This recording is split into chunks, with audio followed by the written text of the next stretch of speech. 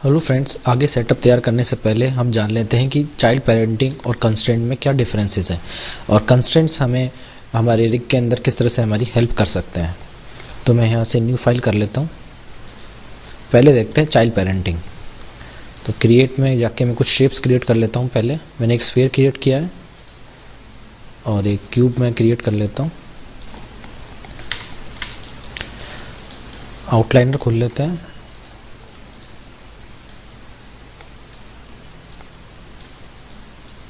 आप चाहें तो यहाँ से आप पर्सपेक्टिव आउटलाइनर का मैं एक सेट खोल लेता हूँ यहाँ से। तो हमारे पास आउटलाइनर भी है और पर्सपेक्टिव व्यू भी है।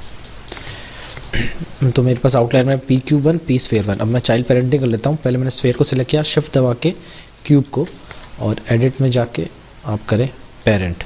तो देखिए जो स्फीयर है वो पी क्यूब का चाइल्ड बन गया है। ठीक है। अब आप जैसे क्यूब को अगर आप मूव करें तो स्फीयर साथ में जाएगा, चाहे रोटेट करें या स्केल करें। ये हो गया हमारा चाइल्ड पेरेंटिंग। अब हम देखते हैं कि कंस्ट्रेंट्स चाइल्ड पेरेंटिंग से किस तरह से डिफरेंस है और क्या क्या एडवांटेज है। मैं यहाँ एक फिर से ऑब्जेक्ट्स क्रिएट कर लेता हूँ।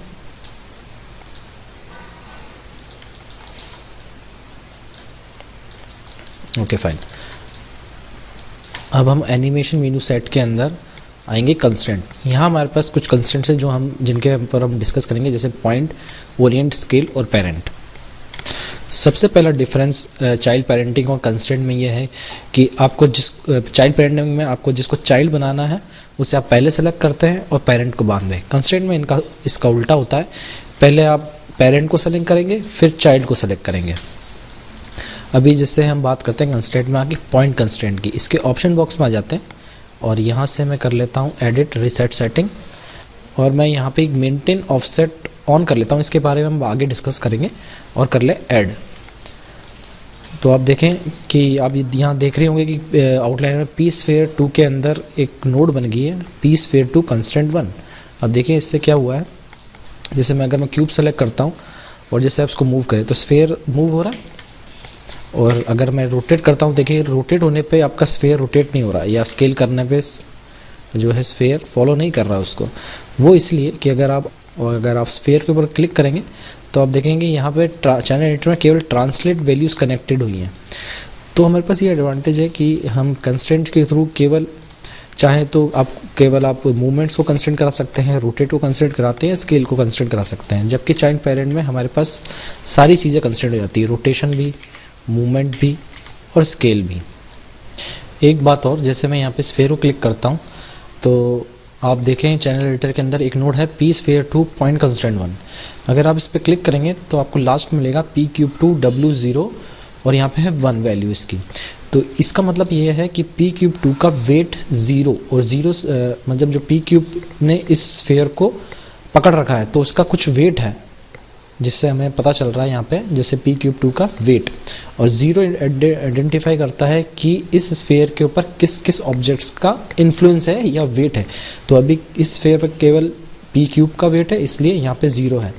तो हमारे पास एक और एडवांटेज है कंस्ट्रेंट्स के अंदर कि आप किसी चाइल्ड ऑब्जेक्ट के ऊपर कितने भी ऑब्जेक्ट्स का इन्फ्लुएंस डाल सकते हैं। कहने का मतलब कि आप कितने भी इसके पेरेंट कर सकते हैं, जबकि चाइल्ड पेरेंट में केवल एक ही पेरेंट रह सकता है किसी भी चाइल्ड का। तो देखें इसको फिर से समझ लेते हैं। पॉली में जाएं, जैसे मैं एक और ऑब्जेक्ट क्रिएट करता हूं और आप इस ऑब्जेक्ट को पकड़ें और स्फीयर को पकड़ें और फिर से कर दें कंस्ट्रेंट में जाके पॉइंट कंस्ट्रेंट। तो आप देखें जैसे स्फीयर को क्लिक करके आप इस नोड पे क्लिक करें तो अब आपके पास 2 नोड्स हैं। देखें यहाँ पे एक तो है पी क्यूब 2 W0 जो पहले ही थी, और अब है पी सिलेंडर 1 W1, यानी कि पी सिलेंडर 1 का वेट और 1 दर्शाता है कि इस स्फीयर के ऊपर अब आपके 2 ऑब्जेक्ट्स का वेट है। वेट को अच्छी तरह समझने के लिए मैं यहाँ पे कुछ और चेंजेस कर लेता हूँ मेरे सीन पे। अभी मैं इस सिलेंडर को डिलीट कर देता हूँ ताकि अब देखें यहाँ पे स्फीयर में से इसमें से वो सिलेंडर का वेट भी हट गया है। मैं फिर से एक सिलेंडर क्रिएट कर लेता हूँ और यहाँ मैं इसे क्रिएट कर देता हूँ, थोड़ा सा दूर रखें, टॉप व्यू में आ जाते हैं। तो हमारे पास यहाँ है एक क्यूब जिसका वेट है इसके ऊपर और एक है सिलेंडर। ओके। और मैं इसको इसका फिर से पॉइंट कंस्टेंट कर देता हूँ इसको, तो हमारे पास दो वैल्यूज़ हैं। अब देखिए जैसे मैं पी क्यूब 2 का वेट 0 कर देता हूँ यहाँ, तो अब देख रहे होंगे कि जो स्फेयर है वो बीच में से हट के बिल्कुल सिलेंडर के पास आ गया है। और अगर मैं इसको वापस बंद करके सिलेंडर में 0 कर देता हूँ तो ये सिलेंडर से हट के पी क्यूब के पास आ जाती है। और अगर दोनों का वेट 1 रहेगा तो ये बीच में रहेगा। और जैसे आप पी सिलेंडर 1 को जैसे मूव करें तो आप देख रहे होंगे कि पूरा नहीं जा रहा, पार्शली जा रहा है, मतलब आधा जा रहा है। वो इसलिए क्योंकि पी क्यूब ने भी इसको पकड़ रखा है, मतलब पी क्यूब का भी वेट इस स्फेयर के ऊपर है। तो आप जिस ऑब्जेक्ट के साथ इस स्फेयर को ले जाना चाहते हैं तो उसका वेट 1 रखें, और जिसके साथ नहीं उसका वेट 0 करते हैं, जैसे क्यूब 0। तो अब ये पी सिलेंडर के साथ पूरा पूरा जाएगा। फाइन, मैं फिर से न्यू फाइल कर लेता हूँ, डोंट सेव। और हम कुछ और ऑप्शन समझने के लिए पॉइंट कंस्ट्रेंट में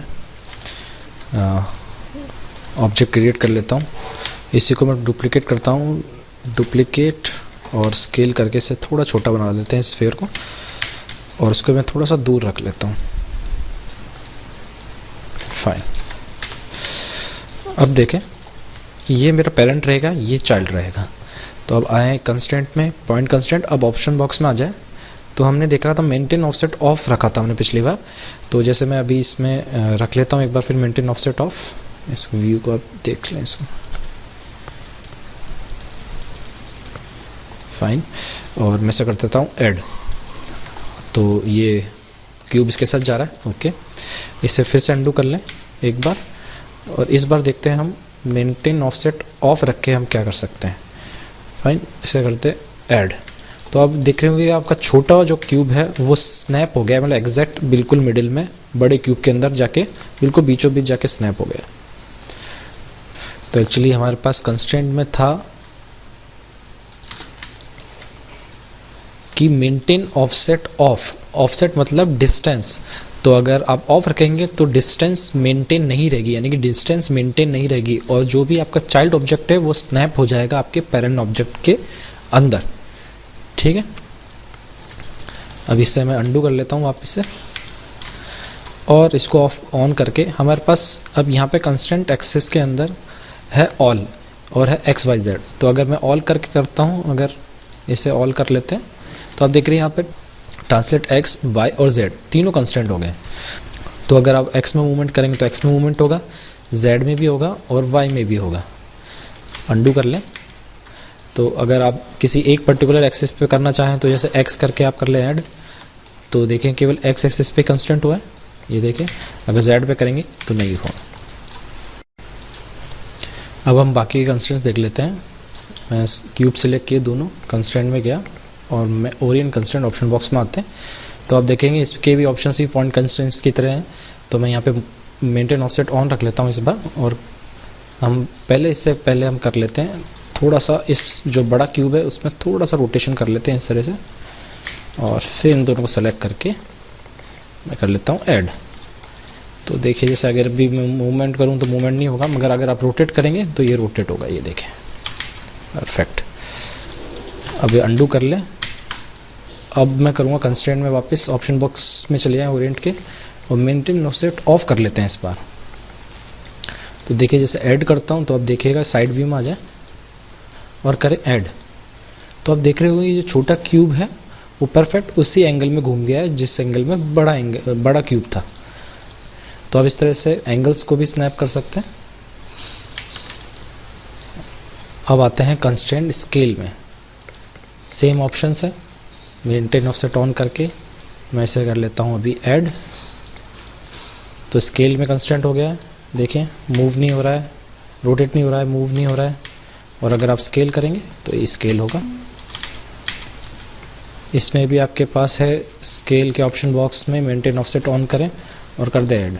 तो देखिए मेंटेन ऑफसेट कंस्टेंट ऑफ होने के कारण ये बिल्कुल इस साइज़ का हो गया है। फाइन, अंडू कर ले वापस। अब हम पढ़ेंगे पेरेंट कंस्टेंट, ऑप्शन बॉक्स में आए।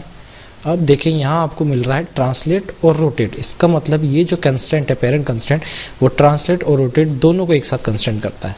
तो आप इसको कर ले ऐड। तो अब देखें दोनों कंस्ट्रेंट हो गए एक साथ, तो अब इसमें आप मूव भी कर सकते हैं और रोटेट भी कर सकते हैं। और इसमें मैं अंडू कर लेता हूँ एक बार, और अब देखिए जैसे मैं इसको थोड़ा सा रोटेट कर लेता हूँ। अब मैं चाहता हूँ कि छोटा क्यूब जो है बिल्कुल परफेक्ट इस पर आगे स्नैप भी हो जाए और रोटेशन भी इन दोनों का सेम हो जाए। तो इसमें मैं क्या करूँगा, कंस्ट्रेंट में जाऊँगा, पेरेंट कंस्ट्रेंट ऑप्शन बॉक्स में गए और यहाँ पे कर लूँगा मेंटेन ऑफसेट ऑफ और कर लो आप इससे ऐड। अब आप देखें जैसे साइड व्यू में आए और 4 व्यू दबाता हूँ वायर फ्रेम के लिए, तो आप देख रहे होंगे परफेक्ट मैच हो गया है, बिल्कुल परफेक्ट अलाइंड हो गया है। देखिए इसके इस चीज़ का यूज़ हम रिगिंग के अंदर काफ़ी करेंगे। और जैसे अगर आप आउटलाइनर में आए, तो जैसे अगर आपको अलाइनमेंट करना है प्रॉपर इस चीज़ का, तो आप एक पेरेंट कंस्ट्रेंट करके फिर पेरेंट कंस्ट्रेंट को यहाँ से आउटलाइन से डिलीट कर दे। तो अब देखें अलाइनमेंट के लिए भी यूज़ कर सकते हैं हम इसका।